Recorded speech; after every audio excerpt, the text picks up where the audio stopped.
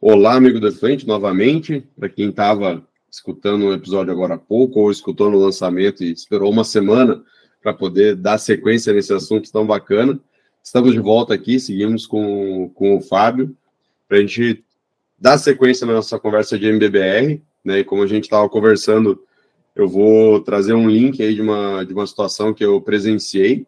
Por sorte, não era eu que estava fazendo o start daquele sistema, mas peguei o start em andamento, onde o pessoal fez, então, o projeto com uma empresa para dimensionar o MBBR.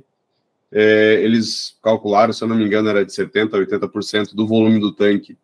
Eles dimensionaram que, com base nesse volume, era a quantidade de biomídias que precisava. Então, o pessoal, para startar esse sistema dessa estação que já estava operando, que já vinha operando, eles decidiram colocar basicamente os 80% direto dentro do tanque aerado. Uma aeração que não era tão eficiente, uma homogeneização que não era tão eficiente do tanque. Resultado disso, mais de metade desse volume de biomídias, branquinhas, bonitas, limpas, maravilhosas, boiando no tanque.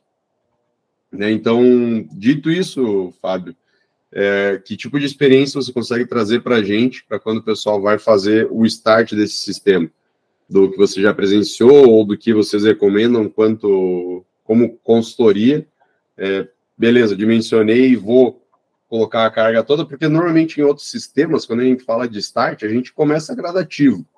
Eu vou começar com 35% da vazão do equipamento, eu vou aumentar para 50%, vou ver se mantém eficiência, vou deixar acostumar e depois vou então para a capacidade nominal. Funciona dessa mesma maneira para o sistema MBBR ou não?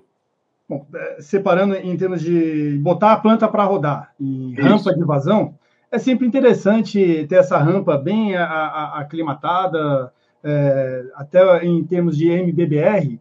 É legal, por exemplo, você operar as primeiras semanas em batelada. Se for possível, é claro, se você tiver espaço, às vezes você não tem espaço para isso, mas se tiver um equalizador ou tiver uma vazão que permita, é legal manter lá em batelada, colocando um aumento gradual da vazão, para poder realmente não jogar tudo de uma vez. Mas isso são particularidades que às vezes no Brasil não dá, porque aqui você já tem que começar com a vazão de projeto aumentada em 20%, porque do projeto à execução e à partida já mudou tudo, e vai lá e taca tudo e as bactérias e você que se vire. Mas em relação às biomídias, diria que esse talvez seja um dos grandes desafios de processos com biomídias. Porque veja só, se a gente pensar em proporções, você vai pegar uma caneca com 1 litro e vai colocar, vai pegar um copo medida e vai medir 700 ml daquela biomídia. E vai jogar dentro dessa caneca de 1 litro e você vai ter que ficar mexendo para que tudo isso consiga se molhar e manter do nível da água para baixo. Porra, imagina você mexendo dentro da caneca de 1 litro, que, comparado volume a volume, essa caneca não é muito maior, o espaço, a área dela, não é muito maior do que o que você tem, está ali. 30% só. Como é que você vai fazer para mexer?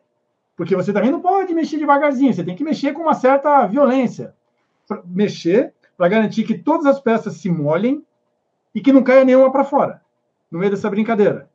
É claro que a gente está falando aqui em 1 litro, em 700 ml de biomídia, cai uma ou outra para fora, você pega com a mão e põe no tanque de aeração.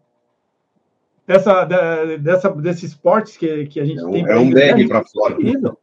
Você vai colocar os operadores catando biomídia no chão, então, é realmente uma etapa crucial. Você falou aí do sistema de aeração que era ineficiente. O MBBR, ele aceita bolha grossa. Você não precisa colocar bolha fina. Há uma teoria que diz que a própria bolha grossa, a bolha se choca com as peças, acabam se rompendo e fragmentando a bolha e dá conta do recado em termos de difusibilidade. Mas tem que ser um sistema de difusão muito bem instalado. Ele tem que estar realmente muito bem espalhado uniformemente na base do teu reator para promover uma mistura completa. E no nível de turbulência que garanta, porque agora você não está falando só em movimentar floco biológico, você está falando em movimentar essas pecinhas de plástico ou de poliuretano. Então é necessário, acima de tudo, como para todo o processo biológico, se o preliminar é fundamental, o sistema de aeração é o outro item que não dá para economizar. Economizar no sistema de aeração é você gastar com problema, dor de cabeça e dinheiro lá na frente. Não dá para fazer gambiarra, não dá para colocar, pegar tubo de PVC e furar com a furadeira e colocar lá, não dá para fazer isso. Quer dizer, dá, mas aí arque com as consequências. Então, você tem um bom sistema de aeração, aí a introdução das biomídias não dá para colocar tudo de uma vez, dependendo do volume de biomídia. É necessário que seja uma colocação gradual, porque é natural que elas boiem. E aí o que acontece?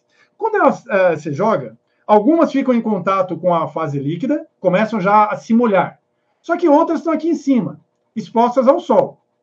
Então, não infelizmente, não é bonitinho. Aqui molhou, desce, e aqui está aqui em cima, vem para cá, sabe? Não é uma descida combinada. Não. As que estão expostas ao sol vão secar, não vão absorver a água, não vão formar biofilme e vão ficar com uma densidade tal que elas vão ficar lá boiando. Isso quer dizer que você vai ter que movimentar tudo isso. Você vai aplicar uma massa, um volume dessa biomídia, e aí, de alguma forma, você tem que garantir uma mistura que espalhe essas ilhas de biomídias que se formam. Nas vezes em que participei de partida, o que a gente fazia era vir com jato d'água. Dependendo do tamanho do reator, você vai ter que chamar um caminhão, ou mesmo, dependendo do tamanho do reator, usar essas VAP da vida, essas maquininhas de alta pressão, para você bater na biomídia e ela espalhar. Hoje, à tarde, à noite, amanhã, até você conseguir fazer com que não se forme essas ilhas de biomídia. Porque enquanto tiver a ilha de biomídia, tem biomídia em cima de biomídia, e aí tem biomídia muito seca que não vai fluidizar. Conseguiu afundar todas? Joga mais. E assim você vai paulatinamente, não tem uma receita. Coloca um quarto, depois coloca mais um quarto, mais um quarto, mais um quarto. Não, coloca um terço, enfim. É muito uma questão. O importante é garantir que, à medida que você vai colocando, elas vão afundando e vão ficando... Exatamente. Já aconteceu, era um reator relativamente pequeno, de adicionar as biomídias, e eu e mais 2 operadores pegar aí uma vassoura, um pedaço de pau, e ficar lá na mão, ao longo do tanque. Isso hoje, isso no dia seguinte. Essa é a etapa mais difícil, mas se você consegue afundar essas biomídias, colocá-las em fluidização, aumenta um pouco mais a aeração para poder, nesse momento, aumentar a turbulência. Não se preocupa com essas questões operacionais. Você está preparando ainda, é o startup. Se você consegue isso, a partir do momento em que as biomídias foram para dentro d'água, a formação de biofilme, a entrega de resultado é muito mais rápido do que quando você usa biomassa em suspensão. Em menos de 30 dias, você já começa a enxergar o resultado. Biofilme, ele cresce muito rápido, porque é essa estrutura mais protetiva e que agrega muito mais bactérias por área do que o floco biológico. Então, o resultado, ele vem muito mais rápido. Em menos de 30 dias, você já tem resultados bons. Mas até isso acontecer, é necessário, de fato, ter muito trabalho físico mesmo, de mexer o reator para garantir. O reator é muito grande. Acho que é muito legal isso que tu traz, nesse sentido da questão do start, né? Porque se tu vai olhar, talvez eu esteja enganado, mas normalmente esse é um assunto que não é muito tratado em literatura e muito tratado até em cursos mesmo, né? Em que você fala de projeto, fala de operação, fala de parâmetro, mas o start a gente não fala, né? E o start, muitas vezes, é o que vai te ditar a regra do futuro, né? Às vezes, então, você fez um start errado, então você não mais cumpriu um parâmetro de projeto, que agora você já admitiu que estava errado, porque você fez o start errado, tipo biomídias, eu tinha que colocar 70%, então eu coloquei só 30%, porque o resto eu perdi, então isso virou uma porcaria, então eu vou agora continuar com 30%, que é o que deu certo. Não, foi tu que iniciou errado. Né? Então eu iniciei errado, agora eu estou com um parâmetro errado, e aí então sim, eu vou culpar as biomídias porque ou o projetista, porque ele disse que era 70, eu só consegui colocar 30. Não, cara, mas tu iniciou errado, né? Tem um processo aí que precisa ser consertado. E aí, isso que você comentou agora, Marcelo, culpou a biomídia. Nossa, isso é algo que às vezes tem que respirar muito para responder, porque muitas vezes quando você está explicando o processo para alguém que pretende adquirir um sistema de tratamento, não é um especialista. É alguém da área da gestão ambiental da empresa que é responsável pela planta de tratamento e por tudo mais que diz respeito ao meio ambiente. Ali é só um braço, né? E aí ele pergunta, mas e a biomídia funciona? A biomídia é um item importante, mas é um item dentro de um conjunto. Se você não tiver um bom preliminar, uma caixa de gordura que funcione, um sistema de aeração decente, se você não tiver operação, nada, quer dizer, é igual ao nosso corpo. Nós vamos para aquela máxima, né, que eu sempre falava em aula, né, cara, se der uma Ferrari para um Zé Ruela dirigir, ele vai tocar num poste.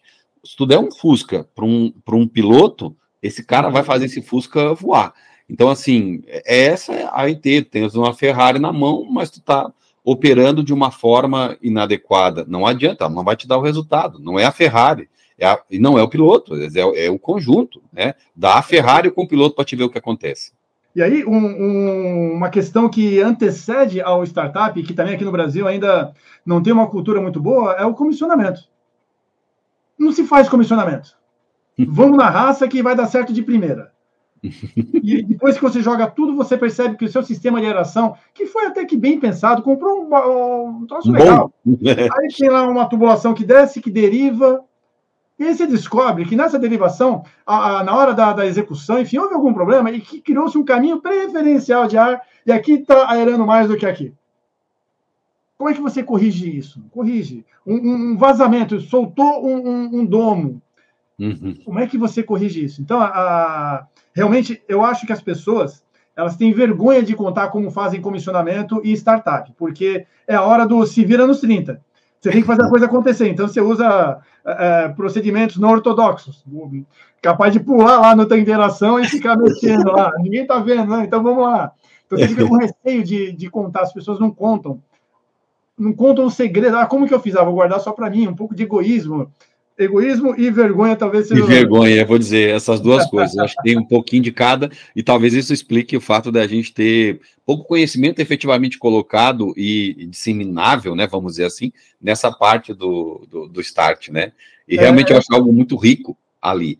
Como tu falou, é uma parte do todo, né? Mas essa parte talvez vai estar influenciando, ou pode estar influenciando lá para o final, que a gente precisa estar de olho, né? E é muito legal que, acho que o Augusto trouxe isso no início já, da questão das biomídias, como inicia, porque eu acho que a gente pode aí romper uma barreira que realmente pode levar para esse lado, e que eu já tenho um preconceito, eu já tenho uma dificuldade de romper com conceitos, né, mais formalmente já implantados, e aí, de fato, eu começo a trabalhar situações de condenar aquilo que eu já condeno naturalmente por um preconceito, né? Então, quando eu trabalho essa questão específica, aí eu acho que, de start, eu já quebro um pouquinho isso, que eu acho que é muito legal, né?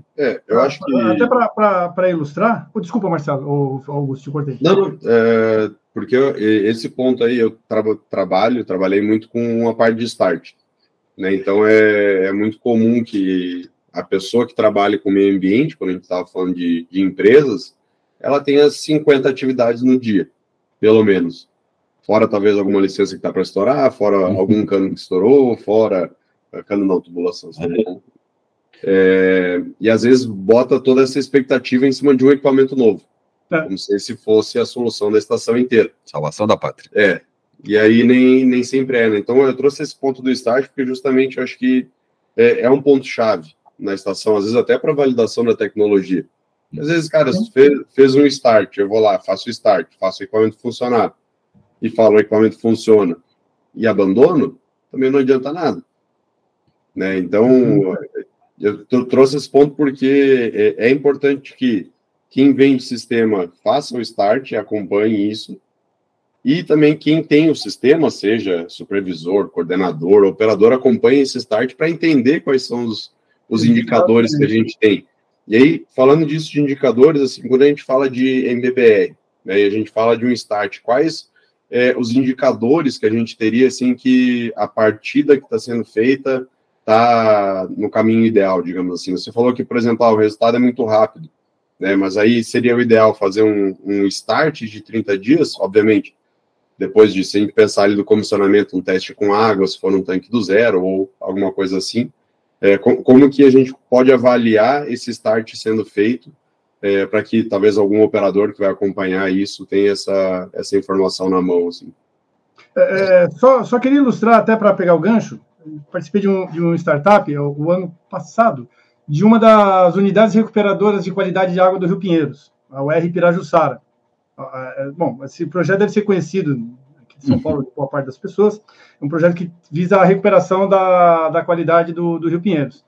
E tem 3 URs, que é como o pessoal chama, porque lá não é nem estação de tratamento de água, nem estação de tratamento de esgoto. Uma unidade de recuperação. Eles utilizam essa tecnologia com a biomídia de poliuretano. Lá no Pirajussara, que foi onde eu participei, lá tem uma vazão nominal de 660 litros por segundo. É gigantesca. E uma porcentagem de enchimento de 4,5% de biomídia daquela de poliuretano embarcada com carvão ativado. Você fala 4,5% é pequeno, mas é gigantesco. E nós tivemos uma estratégia que, para o R seguinte, a gente repensou, porque o tanque estava vazio, a gente adicionou uma guilhotina que foi soltando as biomídias, na medida que o tanque foi enchendo. Só que aí bateu um receio danado de que o acúmulo da biomídia pudesse eventualmente criar massa, peso e deformar a estrutura dos difusores. Então, felizmente não aconteceu, mas na outra UR, a gente já colocou metade do tanque com água e aí foi jogando para a própria água dar uma amortecida. E nos dias seguintes, VAP em cima de VAP para poder espalhar. Em relação e fluidizou. Em relação aos parâmetros de monitoramento, básico de qualquer processo biológico, DQO de entrada e DQO de saída, né? Mas o que acontece? Aí a gente recai também num outro grande problema. Tem medidor de vazão, a TOET? Você consegue manter uma vazão média de projeto, oscilando na máxima horária, na mínima horária ao longo do dia? O tanque de equalização equaliza mesmo ou é um tanque pulmão parado? Ou é um tanque de sedimentação? São tantos detalhes que antecedem ou que ficam paralelo à teoria, que é muito complicado. Um dos principais parâmetros do MBBR é a carga orgânica superficial. É o quanto eu vou colocar de comida por área de biofilme formado.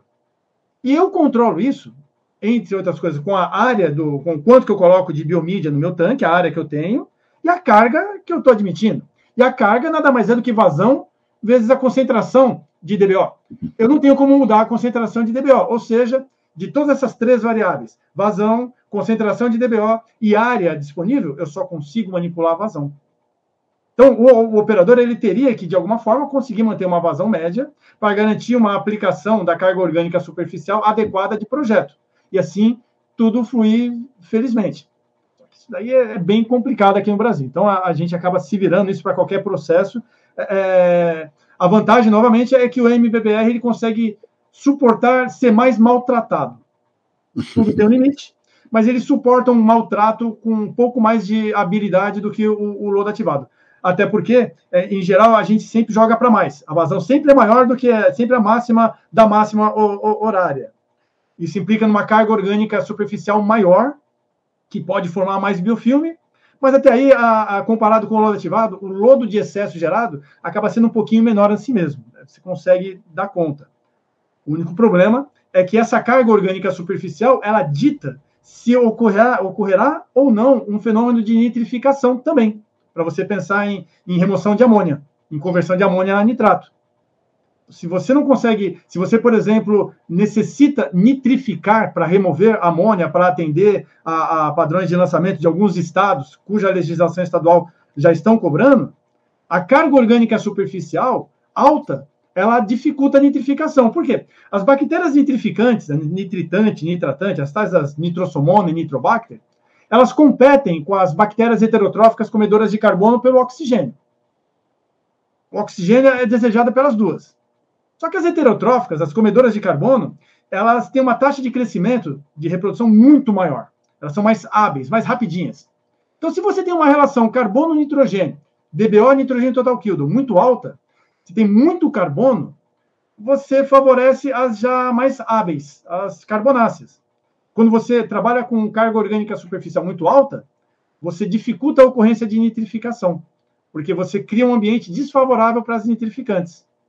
Da mesma forma que, de repente, e isso também é comum, projetos superdimensionados, onde você prevê uma carga orgânica superficial de alta taxa e, na prática, ainda não houve ligação de rede, você não está recebendo esgoto, e isso resulta numa carga baixinha. O que vai acontecer? Vai nitrificar. E nitrificando, sem você estar preparado, o mesmo problema que a gente encontra no louros ativados de desnitrificação no decantador secundário, você também vai encontrar aí no seu processo.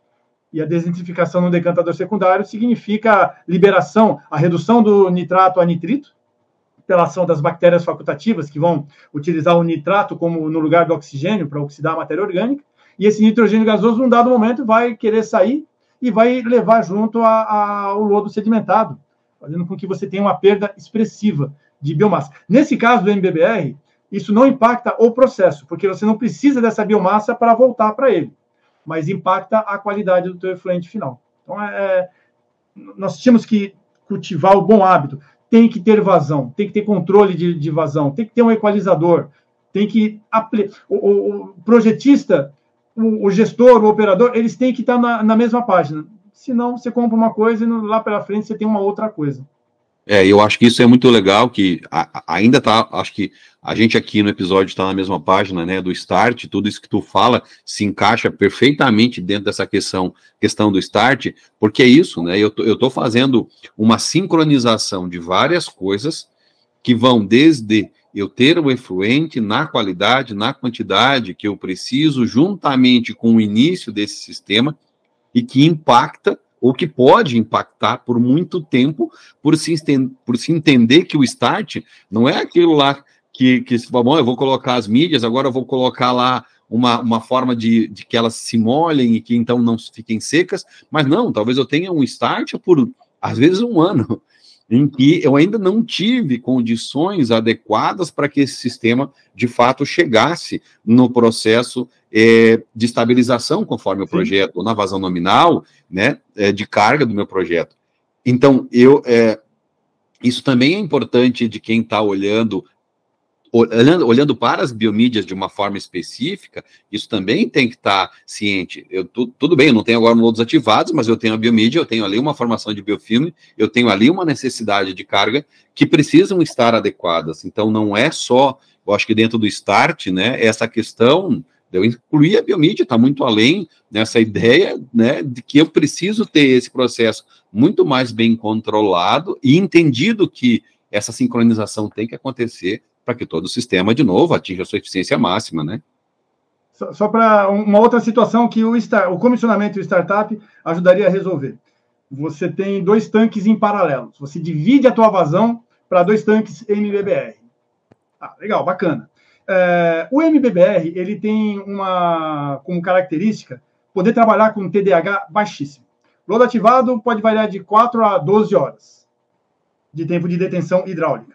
O MBBR, se o projetista tiver muita coragem e acreditar piamente no Metcalfe, você pode usar até 30 minutos. Nunca vi, felizmente. Mas eu já vi com 1 hora de TDAH. 1 hora.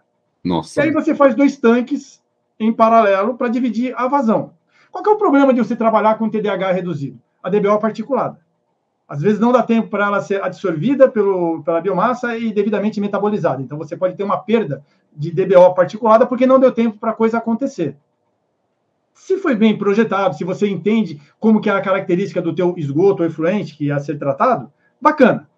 1 hora atende, vai dar eficiência. Legal. Só que não tem medidor de vazão para você saber qual a vazão que está indo para o tanque A e para o tanque B. Você faz uma divisão hidráulica, puramente controlada pela hidráulica. Isso é legal. Mas imagina, a gente está falando de um TDAH reduzido de 1 hora. Você não consegue garantir que os 2 tanques tenham 1 hora. Nunca. Um vai ter 1 hora e 20, o outro vai ter 40 minutos, 1 hora. Haverão diferenças. E isso daí vai impactar no resultado de um dos 2 reatores. É necessário se pensar em investir na estação. Não é gastar dinheiro, é investir em itens de Eu tenho que oferecer para o operador e para a operadora ferramentas para operar. Senão, ele fica à mercê ver para onde o vento está soprando, vira cozinha. Experimenta, não, está faltando um pouco mais de sal. Eu acho que aquele tanque eu tenho que reduzir. Fica muito no achismo. Não é profissional. E aí cada operador vai ter o seu acho, né? Não pode. A gente tem capacidade técnica para operar como a gente comentou no backstage, eu não posso ser um teórico e eu não posso ser um simples operador de receita. Eu tenho que conseguir ter a habilidade de olhar e falar, não, aqui esse parâmetro tal não está bem aplicado. Ainda bem que a gente está falando de lodo ativado. Imagina falar de idade do lodo, descarte de lodo. Isso aqui ia ficar 5 dias a gente conversando os horrores que se fazem com o lodo ativado em termos de operação, por falta de informação. Eu acho que essa questão do monitoramento, certamente ele é essencial em qualquer sistema de operação, né? Mas quando a gente fala do start, talvez ele tenha uma importância tão grande quanto, para que eu possa, de fato, de novo colocar esse sistema dentro de uma situação adequada para que eu tenha essa rampa de evolução do meu sistema. Porque senão... de novo, e aí daqui a pouco eu vejo que esse sistema não está funcionando, e aí eu volto de novo para um consultor. Então, né, a gente falou da teoria e prática, o operador está se virando nos 30, está conseguindo fazer o que ele pode, e aí tu como consultoria ou como projetista que está dando o start, bom, mas como é que estão esses parâmetros? E tu diz, não sei. E aí então eu vou ter que, de novo, eu como consultor, que talvez tenha um conhecimento profundo do sistema, que é o que vai ser demandado para corrigir, faço como? Eu também vou partir para uma ideia de adivinhação. Tudo bem, eu talvez tenha um pouco mais de background, que eu diga assim, não, tá bom, quando acontece isso e aquilo, eu já vi isso acontecer, então talvez aqui eu vou fazer desta forma, mas, de novo, eu tenho isso como uma dificuldade de dar conta de reorganizar esse sistema no início, né, do start.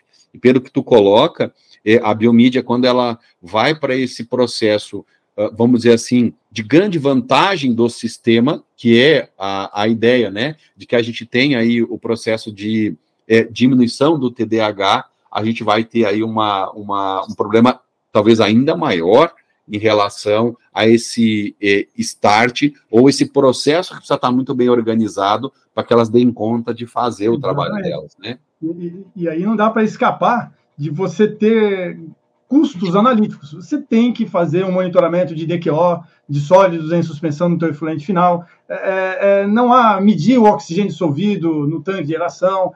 São coisas que realmente farão uma diferença muito grande para você saber se no teu startup está na hora de mudar de fase, se você pode ir além. Porque sem informação realmente é o que você falou. Ou fica no feeling de um consultor ou de um operador mais experiente, ou então realmente tentativa e erro. Vamos mexer aqui para ver se dá certo? Não deu. Vamos mexer ali para ver se dá certo? Não deu. Isso aí também eu acho que é interessante, assim, o MBBR, isso é legal também de colocar, o MBBR, ele tem uma partida, um startup, se tudo isso for bem feito, tudo planejado, planejou, vamos executar. Vão lá os operadores, operadoras, o gestor, se tiver um consultor, tá todo mundo lá, vamos começar, vamos olhar, tudo bonitinho, só que eu tenho pressa, eu preciso entregar resultado daqui a 2 semanas, sei lá. Aí eu ainda tenho 2 opções. Eu posso inocular o meu tanque de aeração com um lodo vindo de um sistema de lodos ativados, lodo de excesso, uma biomassa em suspensão. Posso acrescentar essa biomassa em suspensão para eu ter um pool de bactérias disponíveis para migrarem para o biofilme. Então, essa é uma opção. Eu posso fazer isso. A própria troca volumétrica do reator, que não tem retorno de lodo, vai limpar essa biomassa em suspensão com o tempo. E isso acelera a formação do biofilme. E uma outra opção também é você aplicar a bioaumentação, comprar a bactéria e aplicar no teu sistema, também para oferecer um pool maior, um conjunto maior de bactérias, para promover uma colonização mais rápida da biomídia. São 2 ações que podem ser pensadas também no startup. E o legal é que sejam pensadas, porque são 2 ações complexas e que envolvem custos e uma série de regulamentação. Dependendo do estado, o órgão ambiental fiscalizador, ele pode exigir que isso esteja na tua licença de operação, o uso de bioaumentação, porque está lá, não me lembro agora o número do CONAMA, que regulamenta a biorremediação, que é, para a gente, a bioaumentação, com essa necessidade, pode usar, são bactérias naturais, que você vai colocar lá dentro, mas o órgão ambiental fiscalizador tem que dar ok. Você tem que comprar um produto com laudo no IBAMA, e o órgão ambiental tem que te dar ok. Dependendo da relação que você tem com o órgão ambiental, isso já tem que ter sido pensado. Eu vou pegar lodo ativado do vizinho, vou lá pedir uma xícara de lodo ativado lá, que ele vai descartar, e levar para o meu reator. preciso transportar esse lodo. Não é tão fácil, não é o volume, enfim. Isso tudo tem que ser muito pensado para não ser uma atitude de espirro. Sabe, o espirro é aquela coisa que espirrei. Tive uma ideia agora, vamos fazer assim? Pode dar certo, mas você não teve tempo hábil para digerir essa ideia e ver se esse é o melhor caminho. Muito legal. Eu acho que nesse episódio a gente foi por um lado bem interessante e muito útil, eu acredito, para quem inicia, até por tudo que a gente falou no início do episódio, né? Que esse tipo de conhecimento é um conhecimento que por vergonha, né? Ou porque seja outro motivo, né? É isso aí, a gente não tem isso colocado, né? Acho que foi muito top, muito top pro lado que a gente foi. Agora vamos para a parte 3. E vamos para a parte 3, que eu acho que é falar um pouquinho mais dessa questão da evolução do biofilme dentro, né, das biomídias, que eu acredito também tem um aprofundamento legal aí, que a gente pode falar, já pegando, com certeza, o gancho aí dessa última fala entre, né, um lodo ativado, uma bioaumentação e o próprio processo que já iniciou, então, o start já teve, como é que isso aí caminha dentro dessa questão da formação do biofilme, né, e o que mais a gente pode explorar dentro desse assunto. Sim. Né? Então, valeu, gente. Valeu, até o próximo. Até a parte 3.